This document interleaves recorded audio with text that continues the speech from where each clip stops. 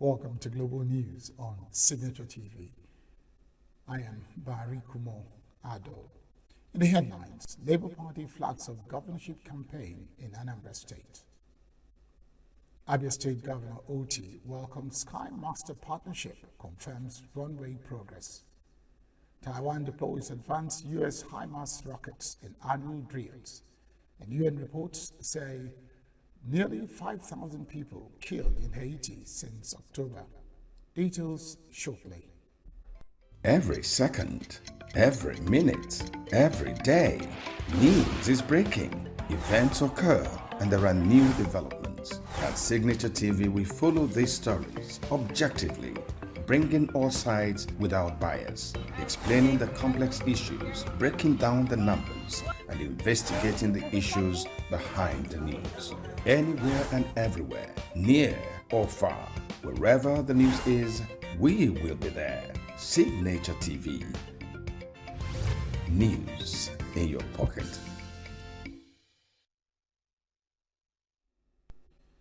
The Labour Party has formally kicked off its governorship election campaign in Anambra State ahead of a November 8 poll. Campaign which took place in the commercial city of Onitsha featured the handover of the Labour Party flag to the gubernatorial candidate of the party, Dr. George Moalu, and his running mate, Professor Ifeoma Okoro. Correspondent Raymond Ken Mbata, who was at the event, now reports. The commercial city of Onitsha in Anambra State came alive on Friday as the city hosted the high and mighty in the Labour Party, party faithful, supporters and members of the obedient movement. They were in the city to witness the formal commencement of campaigns ahead of the governorship elections in the state. And leading the campaign is the Labour Party presidential candidate in the 2023 elections, Peter Obi. Addressing the rally, which took place at the All Saints Cathedral Field, Onitsha, Obi said that the Labour Party is well positioned to take over the reins of power in the state. The former Anambra governor assured the party faithful of the commitment of the Labour Party flag bearer in the election, Dr. George Moalu, to deliver good governance to the people. We're here to initiate the campaign for Labour Party candidate in Anambra State, Dr. George Moalu.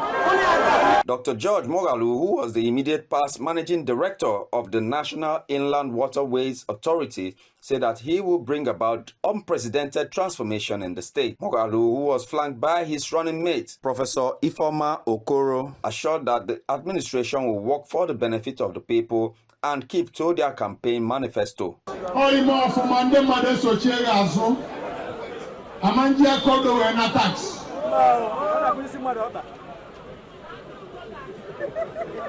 Even the Kulu Nankwa, when if any manifesto, I get less Chahan Chani in the note to note. When on Kaiga Rapo, Makono and Adiampa. So I let the Lulu Nas Dalun Rimne, but if I let you for Abrogo, then a Balon Obrego Tabanaka. I ain't got a Nachigazu, war dying in it.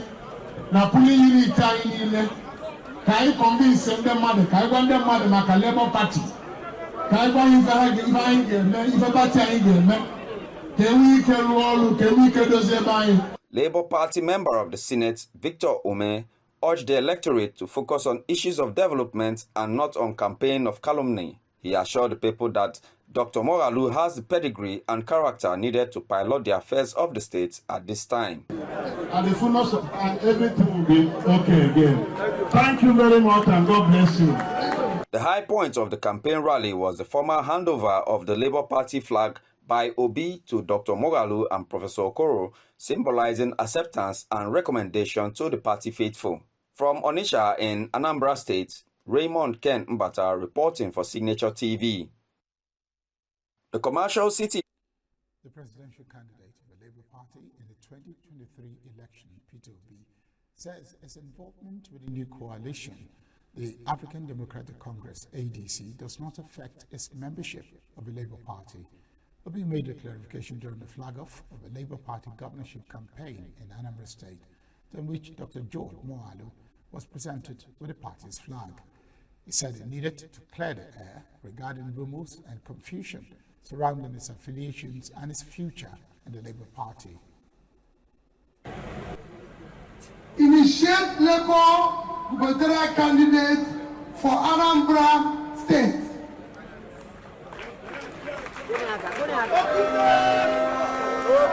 The reason why I said I'll start this conversation is that there's some confusion that I need to explain to you people.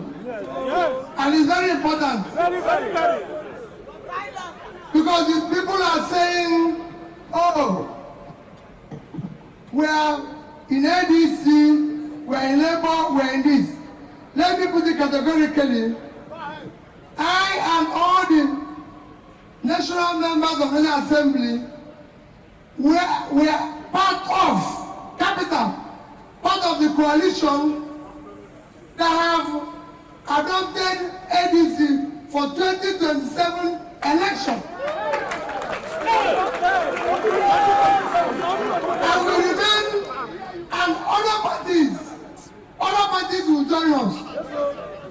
Today, we are members of Labour Party. Obi used the occasion to announce its intention to contest in a 2027 presidential election. Initiate Labour Better through quality leadership. As efforts intensify to strengthen the People's Democratic Party (PDP) across the Southwest, the Oyo State Governor Seyi Makinde says that the PDP is an institution that cannot be threatened by talks about a coalition. Governor Makinde stated this on Friday while speaking with newsmen shortly after a meeting of the Southwest PDP caucus held at the Southwest PDP Secretariat. Makinde noted that the party remains united and undivided in the Southwest geopolitical zone. The governor said that the PDP leaders in the Southwest have resolved that as responsible leaders, they will stay in the party and fix whatever challenges arise. He added that the PDP will deal with its issues and come out stronger as the only credible political alternative for Nigerians. Earlier, during the meeting, which comprised the Osun State Governor Nuruddin Adeleke, who was represented by his deputy Kola Adewusi, a former governor of Osun State, Olagunsoyo Ilola, and other key leaders issued a communique stressing that the leadership of the party in the zone distanced itself from the coalition. It added that the caucus commended and appreciated Governors Makinde and Adeleke and other leaders of the PDP in the Southwest Zone for their untiring roles in ensuring the stability and growth of the PDP. Ahead of Saturday's local government elections in Lagos State, Chief Judge Justice Kasim Aluwa has inaugurated 2 11 appeal tribunals to hear post-election disputes. The tribunals located in Lagos Island and Ikeja are made up of 4 chief magistrates each and chaired by retired High Court judges. Justice Taufikat Onyeka Abdullahi will lead the Lagos Island Tribunal, while Justice Sherifat Solebo would head the Ikeja panel. At Friday's inauguration at the Ikeja High Court, Justice Aloba urged members to uphold integrity, fairness, and the law. Reminded them of the legal timelines: 21 days to file petitions after results are announced, and 45 days for hearing, as outlined in the 2016 amendment of the Lagos State Local Government Law. It stressed that fair and timely resolution of election disputes is vital to maintaining public trust in the judiciary. Human rights and judgment enforcement advocates have urged Niger State Governor Mohamed Bago to suspend the planned November 25 local government elections to avoid ending the tenure of current council executive prematurely. Speaking in Minna, Group Chairman Mohamed Alpha warned against breaching the 4-year tenure guaranteed by the Electoral Act 2022 and called for an end to state interference in local government funds. He cited the July 11, 2024 Supreme Court ruling affirming local government autonomy and demanded full compliance from all governors. Alpha also challenged NGF Chairman Hope Uzodimma to support local council autonomy in line with President Tinubu's poverty eradication goals. The group plans a grassroots protest if the situation remains unchanged by August 25. The sole administrator of River State, Ibok Ite Bas, has expressed dissatisfaction with the slow pace of work on the River State House of Assembly complex currently under construction along Moscow Road in Port Harcourt, describing progress as grossly abysmal and far below expectations. Ibas made the remarks during an inspection visit to the site on Friday. In a bid to fast-track the project, the administrator disclosed plans to summon the contractor for a meeting to realign expectations and reinforce the commitment of all stakeholders towards timely completion. While inspecting sporting facilities across the state, Ibas, who commended impressive performances of River State youths in both national and international competitions, emphasized the importance of modern, well-maintained infrastructure in nurturing and sustaining athletic talent. Reaffirmed this administration's commitment to revitalizing sports infrastructure, aiming to provide athletes with world-class training environments to keep them competitive on the global stage. Abia State Governor Alex Oti has welcomed the proposed partnership with Sky Master Services Group on the ongoing Abia Airport City project, said the airport's runway construction is steadily progressing. Receiving the Sky Master's delegation in Umuahia, Oti emphasized that the project goes beyond an airport to include hotels and other key infrastructure. He noted that many of Sky Master's proposed services are already part of the airport plan, and the state's technical team will further review their proposal. The CEO of Sky Master, Prince Wilobona, said the company currently operates in Lagos, Port Harcourt, and Milan, and it's ready to support Abia with domestic aviation services. The company praised Governor Oti's infrastructure efforts, especially improved road networks, which makes the visit smooth. Key government officials joined the meeting, including the Chief of Staff and Commissioners for Transport and Environment. In another development, Abia State Governor Alex Oti has urged Igbo leaders to remain bold and vocal in guiding the younger generation towards greater achievements. Speaking during a visit by the Igbo leaders of thought, led by Professor Ilochukwu, Oti said his administration is committed to restoring dignity in Abia and has made major strides in job creation, business reforms, and security. He explained that the recently held Abia Security Trust Fund luncheon aimed to mobilize resources to strengthen crime prevention and maintain a safer state. Oti praised the group's advocacy for Igbo unity and urged them to continue contributing their expertise to national development. Professor Amuchazi commended the governor's leadership and discussed the need for greater Igbo integration into Nigeria's political and economic systems. Professor Basigwe also called for federal support in dredging the Imo River to establish a functional seaport which will boost the southeast economy. President Bola Tinubu has delegated Vice President Kashim Shettima to represent him at the Golden Jubilee celebration of Sao Tome and Principe's independence.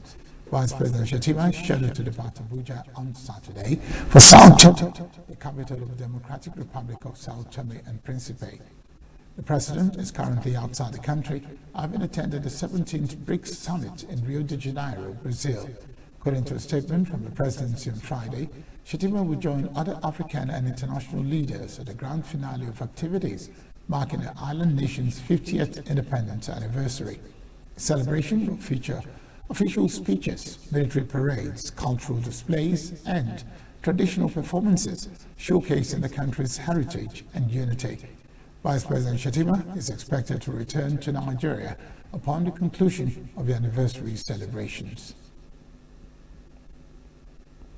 The National Association of Retired Police Officers of Nigeria, NAPON, has appealed to President Bola Tinubu and the Inspector General of Police, Kayode Egbetokun, to urgently address the challenges facing the Nigeria Police Force, NPF, with regard to the new pension scheme and salary structure for serving and retired officers. Speaking at a press conference in Abuja on Friday, a retired Assistant Inspector General of Police and President of NAPON, Paul Ochono, expressed deep concern over the growing agitation and planned peaceful protest by retired police officers who feel sidelined by the government's failure to address long-standing injustices. It decried the poor funding of NPF mega salaries for 7 officers and the unsustainable pension payments for retirees after decades of service. It also called on the federal government to urgently enhance the salary structure for 7 NPF personnel, noting the link between poor wages and the low amounts being contributed to the Retirement Savings Account, RSA. The Nigerian Labour Congress, NLC, has disagreed with the Nigeria Social Insurance Trust Fund, NSITF, over ownership of plots of land in Abuja. According to NLC, the Abuja plots with numbers MISC 54707 and MISC 54824 belong to it. NLC President Joe Ajero made this clarification in a statement on Friday. This comes as NSITF, in a notice on Thursday, declared that it has lost the certificate of occupancy, power of attorney, and deed of assignment in respect to the controversial plots. Reacting, the NLC told the NSITF to withdraw the notice, threatening to press charges against the agency. Edo State Governor Monday Okpebholo has said he would probe the administration of his predecessor, Godwin Obaseki. It disclosed this while speaking to party leaders, youths, market women, civil servants, professional bodies and groups in a victory parade held at Government House, Benin City, Edo State on Friday. Obaseki governed the Niger Delta State from 2016 to 2024 until his party, the People's Democratic Party, PDP, was ousted by the All Progressives Congress, APC. According to the governor, officials who served in Obaseki's government would also be interrogated on how they governed the Edo people in the last 8 years. Specifically said that the PDP candidate in the last governorship election, Asue Godado, and his party kept money for the election as well as for court cases. In another development, members of the All Progressives Congress, APC, and market women, among others, on Friday denied access to the Edo State Government House during the celebration of Governor Monday Okpebholo's victory at the Supreme Court. Supporters of the party were reportedly barred from entering the Government House by security operatives who said they were acting on instructions. Supreme Court had on Thursday validated the decisions of a lower court's election petition tribunal and a court of appeal, which upheld Okpebholo's as the winner of a September 21, 2024 governorship election. As a result of the judgment, members and supporters of the APC, as well as market women and youths, gathered at the Benin airport as early as 7 a.m. to give the governor a rousing welcome. The jubilant supporters were still at the airport at about 12:40 p.m. when the governor's aircraft touched down. Following the euphoria of the victory, the supporters, many of whom were not mobile, proceeded on foot in a road procession with the Okpebholo's convoy, chanting solidarity songs. Procession, which lasted for about an hour, terminated at the Edo State Government House. Supporters were, however, stunned when they were prevented by security operatives from going into the Edo State Government House with the governor. The bewildered supporters took turns to lament the development, with many raining insults on the authorities. Up ahead, Fintiri imposes 24-hour curfew on Adamawa communities over attack. Niger government sets up committee to boost livestock production. Details of these and more after the break.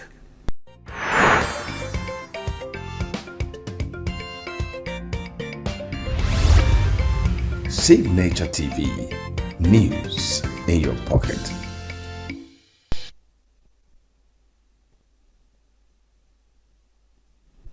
Adamawa State Governor Omar Fintiri has imposed a 24-hour curfew on Lamude local government area following recent violent incidents and breaches of public peace in the area. The directive, which takes immediate effect, was announced in a statement issued on Saturday by the governor's chief press secretary, Omwashi Wonosikau. Governor Fintiri warned that individuals or groups who defy the curfew will be arrested and prosecuted in accordance with the law. He urged residents of Lamude to refrain from spreading rumors and to fully cooperate with security agencies working to restore calm and order. The governor reiterated his administration's unwavering commitment to safeguarding life and property, assuring citizens of the government's dedication to ensuring peace and security across the state. The governor of Katsina State, Diko Rada, has suspended key officials of the Baba Ruga Reformatory Center following a report confirming the torture of inmate Usman Musa, which led to the amputation of his left hand. A statement by the Secretary to the State Government, Abdullahi Fakari, named the suspended officials of the center as the principal Abdul Zahi Abubakar, Vice Principal Bala Abubakar, and a porter Yunusu Yusuf. The government described the action as part of efforts to uphold human rights and enforce accountability. Support of the victim, Governor Rada approved 970,000 naira for medical treatment and 35 million naira for a prosthetic hand. The governor also approved the upgrade of a facility to meet global standards, with implementation to be overseen by a committee led by Usman Isiaku.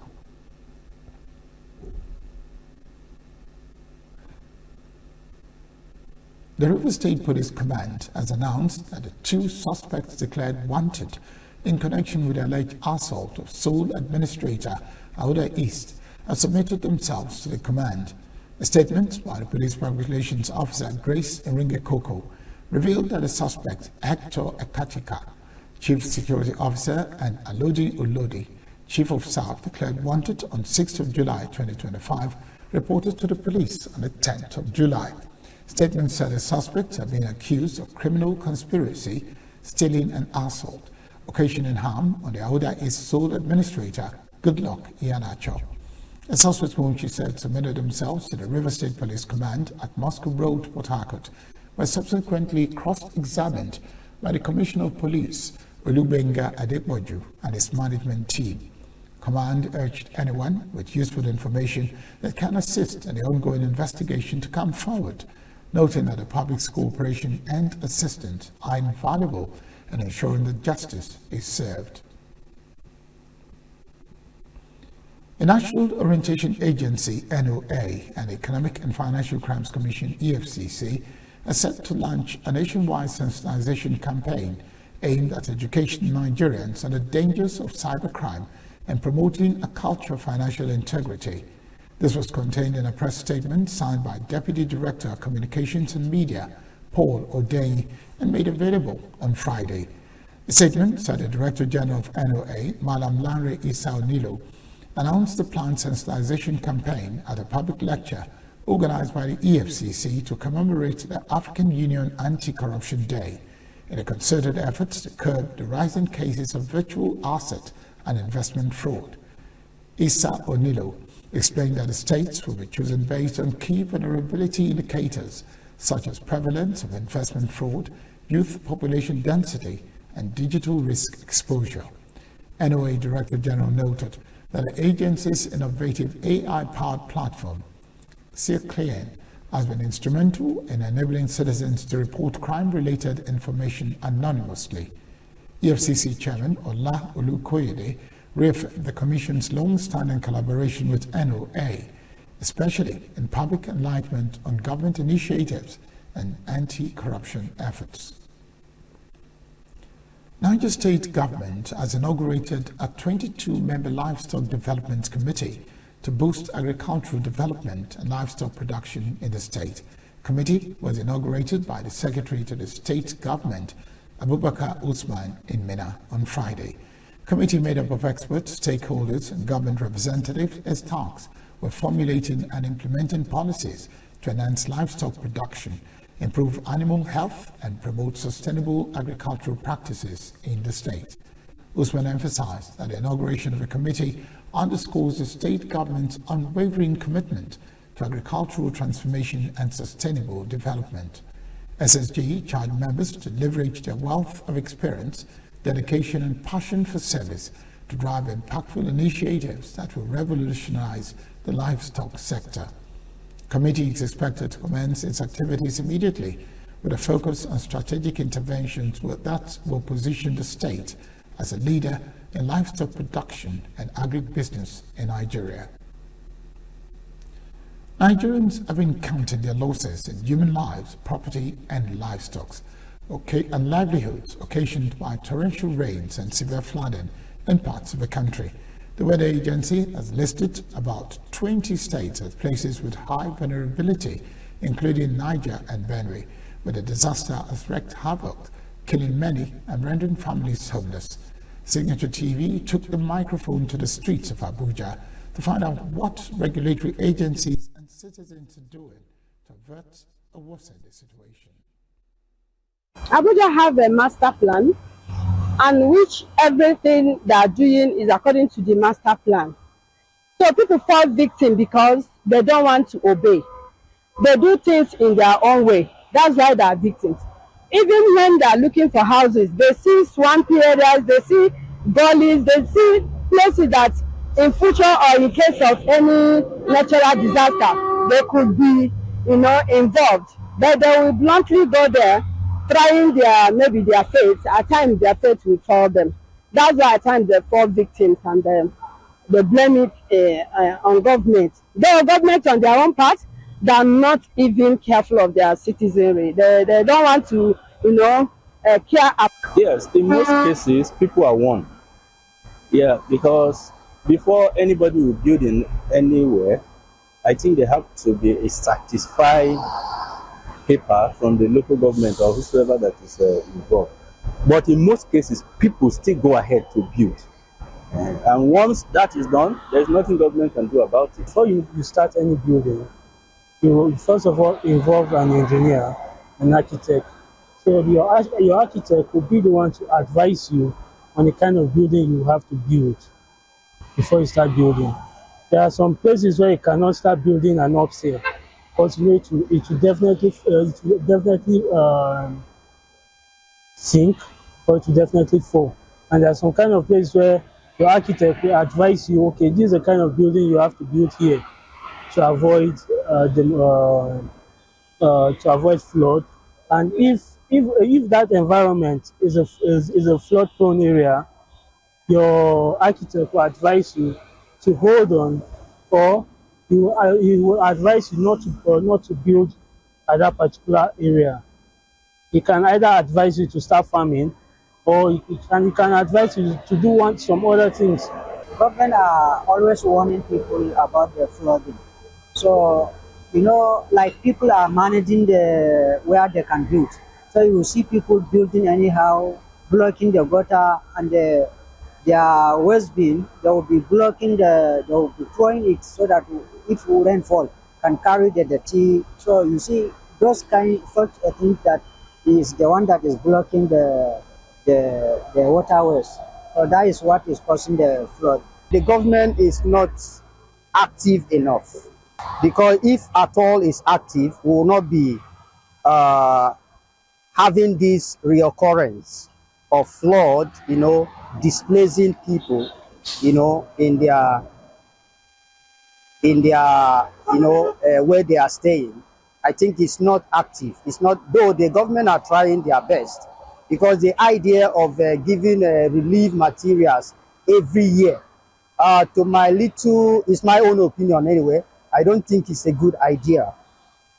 We should learn to,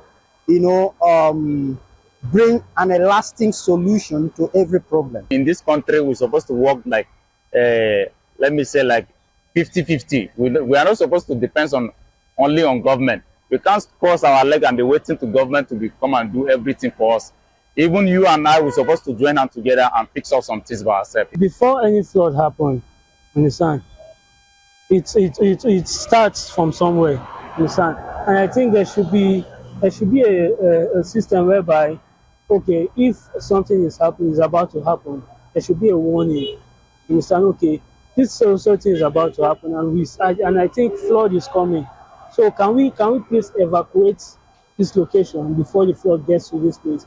If they can get a system like that, I think it will go a long way. There's no enough sanitization. They do not tell these people, because they have to do it in English, in Yoruba, in Hausa, the local language, to educate all these people. And they have to pass through the tradition channel so that they educate all these people. So therefore, with that, the transition institution is more closer to people, that they can educate all these people. But they are doing the jingle over the radio and television. How many of these people are watching? So that is one. Two, the local government They have to go down to the local government. The local government are the most closest people to those people that they are going to educate them. The government has tried, but it's too, the advertisement have to be more. People have to be aware about the flood, the prone area where there's flood. The Lagos High Court sitting in Ikeja has announced sentenced a former director of Afromedia PLC, Mohammed Gobi, to 7 years in prison for orchestrating a multi-million naira and foreign currency fraud. Justice Raliat Adebiyi convicted and sentenced the defendant on all 17 counts brought against him by the Economic and Financial Crimes Commission, EFCC. The charges included stealing, obtaining by false pretense, forgery, and possession of fraudulent documents. The FCC initiated prosecution in 2016 following a damning petition from Afromedia PLC, which revealed a complex scheme of deception and financial manipulation that bled the company of hundreds of millions of naira and substantial sums in foreign currency. According to the court document and EFCC's presentation, Gobi fraudulently secured a seat on Afromedia's board by falsely promising to invest 1 billion naira into the company. Justice Adebiyi, however, dismissed the claims as entirely fictitious and part of a deliberate ploy to mislead and defraud the company. In a judgment, Justice Adebiyi condemned Gobi's actions as a grave breach of trust, stating that his manipulation of corporate structures for personal gain represented a betrayal of confidence and fiduciary duty. Coming up is Stock Report.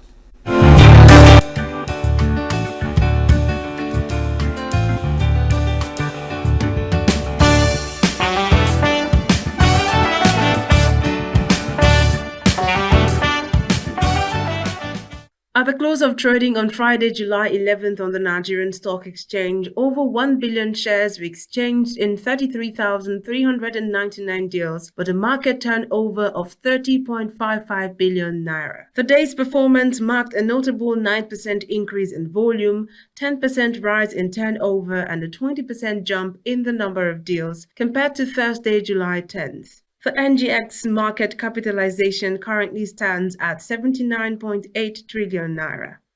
A total of 128 equities participated in trading activities on Friday, ending with 62 gainers and 25 losers. Guinness Nigeria led the gainers, rising 10% to close at 96 naira 80 kobo per share, followed by Cadbury Nigeria closing at 16 naira 50 kobo, NEM Insurance closing at 22 naira, and Consolidated Hallmark Holdings closing at 2 naira 97 kobo, and they appreciated by 10% each. On the flip side, Learn Africa posted the highest loss of the day with a decline of 8.66% to close at 6 naira 1 kobo, followed by Tantalizers closing at 3 naira with a 6.25% decline. The NGX All-Share Index ASI gained 1,702.77 points, that's 1.37%, to close at 126,149.57 on Friday. This reflects a weekly gain of 4.26%, a 4-week gain of 9.29%, and a year-to-date growth of 22.56%, signaling strong investor confidence and bullish market sentiment. The Naira remained stable on Friday, July 11th, trading at 1,524 Naira per dollar at the official market, supported by ongoing Central Bank of Nigeria (CBN) interventions. In the parallel market, the dollar exchanged between 1,535 Naira buying rate and 1,550 Naira selling rate, showing a narrower gap from the official rate. This reflects improved liquidity and growing market confidence. Analysts say the trend signals the impact of the CBN's efforts to unify rates and curb speculation. That's the update from the Nigerian stock and money market this Saturday morning. I am Tomsinime Natus.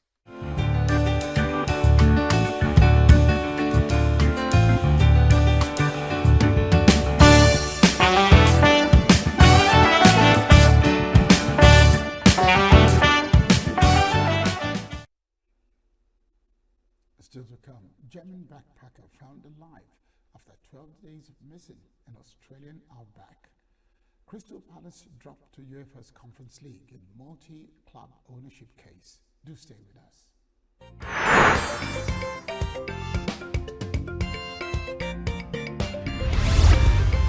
Signature TV, news in your pocket.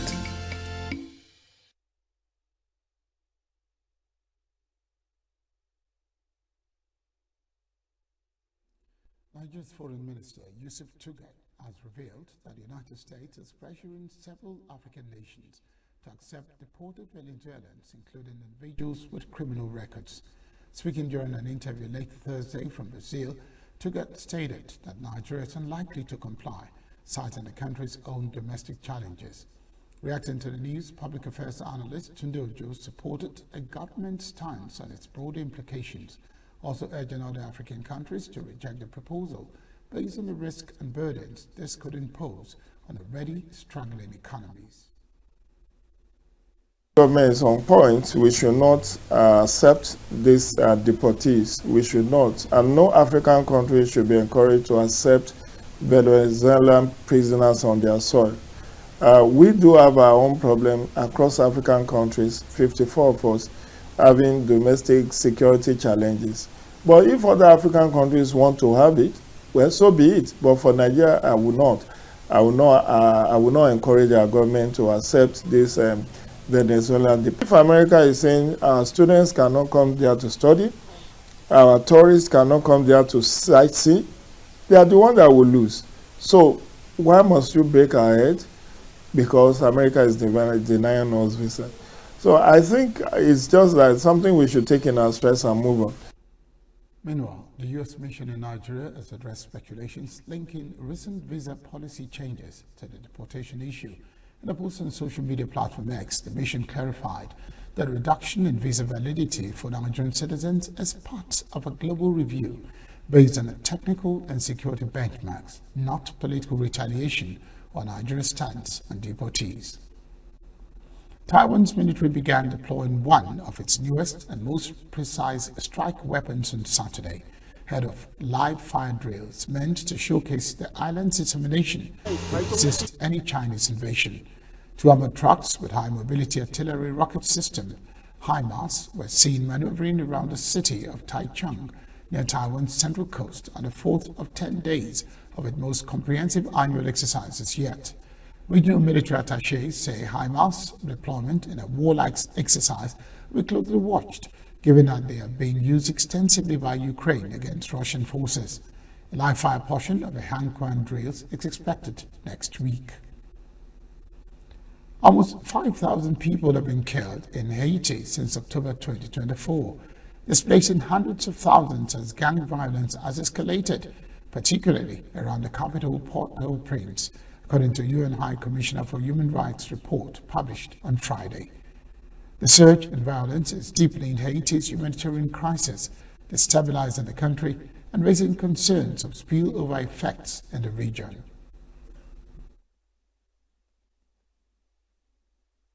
Between the 1st of October 2024 and the 30th of June this year, the total number of killings across Haiti was 4,864. Of these, at least 1,018 people have been killed in Artibonite and Centre areas, as well as in Gantier and Fond Parisien in the west of the Port-au-Prince metropolitan area. Caught in the middle of this unending horror story are the Haitian people, who are at the mercy of horrific violence by gangs and exposed to human rights violations from the security forces, as well as abuses by the so-called self-defense groups.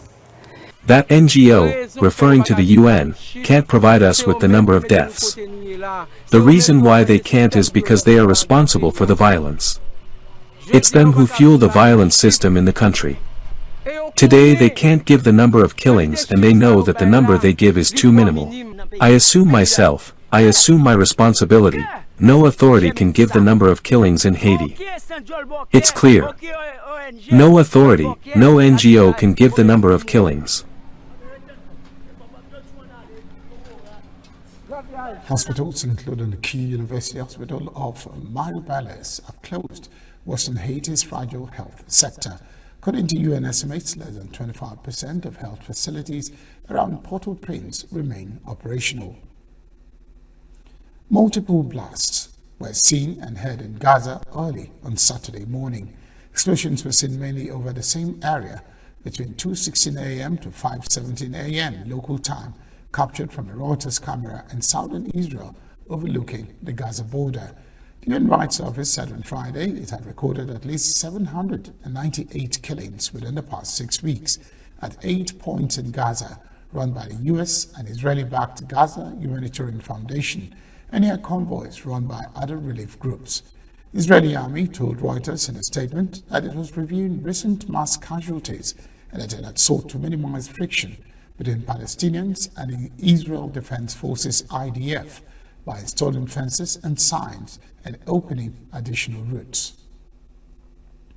Australian authorities said on Saturday they found a 26-year-old German backpacker safe and well after she had been missing in a remote part of the country's northwest for almost 2 weeks. Wilga was airlifted to Perth, where she was transported to hospital, where she is recovering. A large-scale search was initiated for Wilga after the vehicle was found abandoned in the state's sparsely populated wheat belt region, which spans 154,862 square kilometers. Today I'm pleased to say that missing backpacker Carolina Wilga was located safe and well yesterday evening after an extensive search.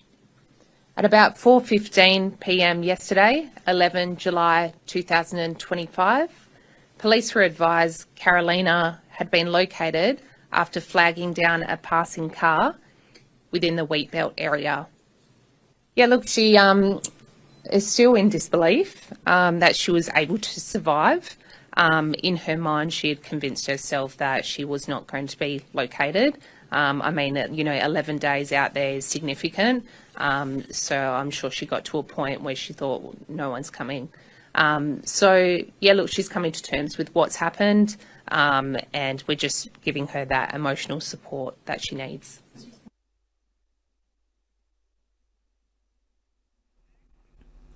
The State Department began firing more than 1,350 US-based employees on Friday as the administration of President Donald Trump presses ahead with an unprecedented overhaul of its diplomatic corps, a move critics say would undermine U.S. ability to defend and promote U.S. interests abroad. The layoffs, which affect 1,107 civil service and 246 foreign service officers based in the United States, come at a time when Washington is grappling with multiple crises on the world stage: Russia's war in Ukraine, the almost 2-year-long Gaza conflict, and the Middle East on edge due to high tension between Israel and Iran. It's important to support the people who've worked so hard for this country and for our foreign policy. And so while I hope that their firing, which I consider illegal, is going to be somehow retracted, it's important to let them know today that we're here for them, and we appreciate that they've given their lives. And I know, because I gave 30 years of my life to help America's interests overseas. I'm outraged by the way federal employees are being treated in this particular case. It obviously undermines our standing in the world and is a great gift to China and Russia. The total reduction in the workforce will be nearly 3,000, including voluntary departures, according to the notice and a senior State Department official, out of 18,000 employees based in the United States. The attorney for Kilmer Abrego Garcia, the Maryland man who was deported and returned to his native El Salvador, said Friday he expects the judge's latest decision on his deportation by next Wednesday. Attorney Simon Sandoval Moshenberg said he asked the judge for written notice from the government on where Abrego Garcia could be deported at least 72 hours before he's put on a plane. Asking the court to order that before Kilmer Abrego Garcia is put on a plane to any particular country, that he and his attorneys receive written notice of what that country will be, and a reasonable period of time which we suggested could be as little as 72 hours, to file an application for withholding of removal as to that country. The Supreme Court 9-0 held that Mr. Abrego Garcia needs to be put back in his position before the violation of law occurred. As the judge mentioned today, she stated on multiple occasions that the original arrest that took place happened without a warrant, without any legal basis.